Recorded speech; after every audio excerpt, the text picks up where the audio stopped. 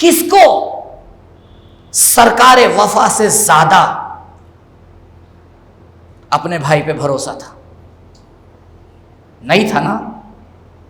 اسی لیے تو عمل کے میدان میں کس طرح سے بھائی کی اطاعت کرتے رہے. اسلام عقیدے اور عمل کو ایک دوسرے سے الگ نہیں کرتا، کرنے والی چیز ہی نہیں ہے.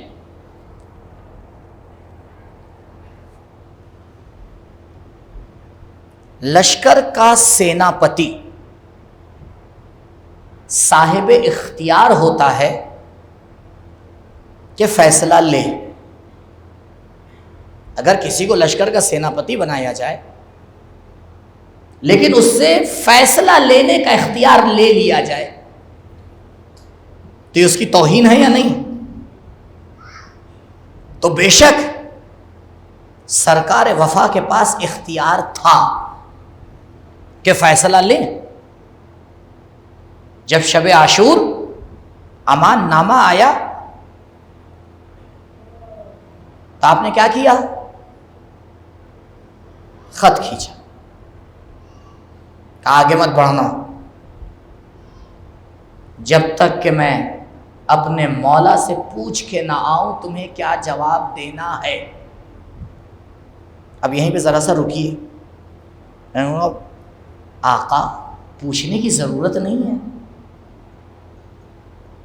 حسین 6 مہینے پہلے اعلان کر چکے ہیں مثلی لا یبایع مثلا.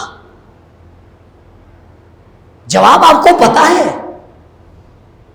سرکار وفا لوح محفوظ کا مطالعہ کرتے تھے. ابھی کہاں کسی کو اندازہ ہے اس ذات مبارک کے مقامات کا.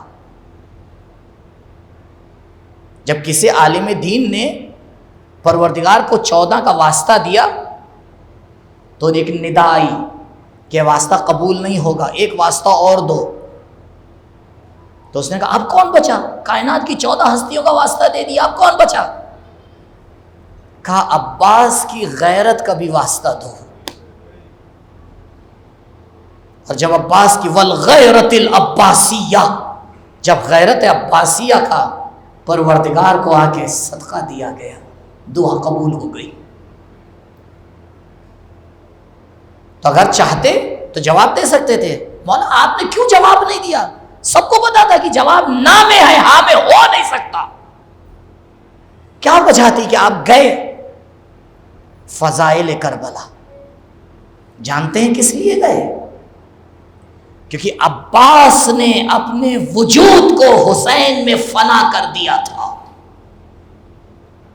عباس نہیں چاہتے تھے کہ تاریخ میں یہ لکھا جائے کہ امان نامے کا جواب عباس نے دے دیا. آپ چاہتے تھے کہ تاریخ میں حسین کا ہی نام لکھا جائے، لہذا جا کے حسین سے پوچھا اور حسین کا جواب آ کے دیا تاکہ عباس اس طرح سے فنا ہو جائے کہ کہیں عباس کا نام نہ ہو. غور کریں ان مسائل کے اوپر. ایسا انسان علامہ مجلسی علیہ رحمہ، کیونکہ انہوں نے خود یہ خواب لکھا ہے، فرماتے میں نے خواب میں بی بی فاطمہ زہرا سلام اللہ علیہا، بی بی کو خواب میں دیکھا. علامہ کا طریقہ تھا ہر شب جمعہ ان کے گھر میں مجلس ہوتی تھی، ہر شب جمعہ مجلس ہوتی تھی. تو ایک دن شب جمعہ مجلس ہوئی، کافی گریا ہوا. رات میں جب آپ سوئے تو آپ نے بی بی کو خواب میں دیکھا. بی بی نے کہا علامہ میرے بیٹے کے مصائب نہیں پڑھتے؟ علامہ مجلسی فرماتے میں نے جواب دیا بی بی میں حسین کے ہی تو مصائب پڑھتا ہوں. کہا نہیں، میری مراد میرا بیٹا عباس ہے. کہا بی بی میں عباس کے بھی مصائب پڑھتا ہوں. کہا نہیں مجلسی، میرے عباس پہ ایک مصیبت ایسی گزری ہے کہ جس میں وہ اکیلا ہے، تنہا ہے. مجلسی یہ بتاؤ جب کوئی شخص بلندی سے گرتا ہے نہیں، اسے احساس اگر آپ کو کرنا ہے تو تصور کیجئے کہ قمر بنی ہاشم کا قد اتنا زیادہ تھا کہ جب آپ کھڑے ہوتے تھے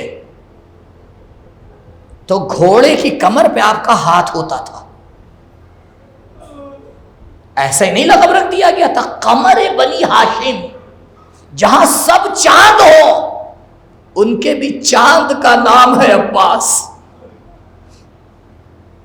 مجلسی بتاؤ، جب کوئی انسان اونچائی سے گرتا ہے تو کیا کرتا ہے؟ کہا بی بی اپنے ہاتھ آگے بڑھاتا ہے، یہ فطرت انسانی ہے کہ جب گرے گا تو ہاتھ بڑھائے گا. کہا مجلسی ذرا یہ بتاؤ، جب میرا بیٹا زین سے زمین پر آیا تو اس کے ہاتھ تو موجود نہ تھے، کس طرح سے عباس زین سے زمین پر آئے ہوں گے؟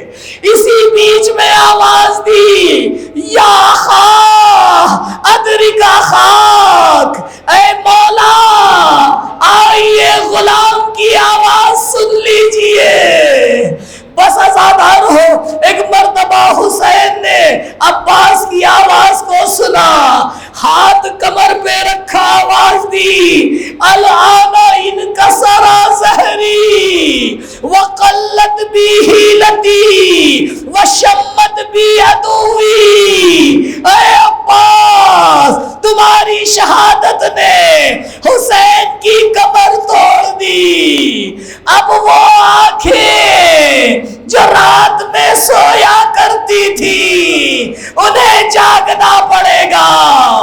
اب وہ لشکر جو تمہارے خوف سے جاگتا تھا اب رات میں سکون سے سوئے گا.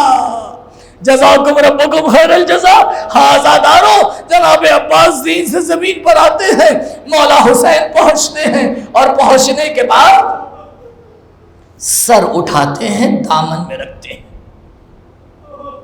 علامہ شوستری تحریر فرماتے ہیں کہ جیسے ہی مولا نے سر دامن میں رکھا، عباس نے سر ہٹا دیا، پھر حسین نے رکھا، پھر ہٹا دیا. عباس کیا وجہ؟ حسین سر دامن میں رکھ رہے ہیں اور تم سر ہٹائے دے رہے ہو. علامہ شوستری نے آگے نہیں لکھا ہے، اس کے بعد وہ فرماتے ہیں شاید وجہ یہ ہو، عباس جانتے تھے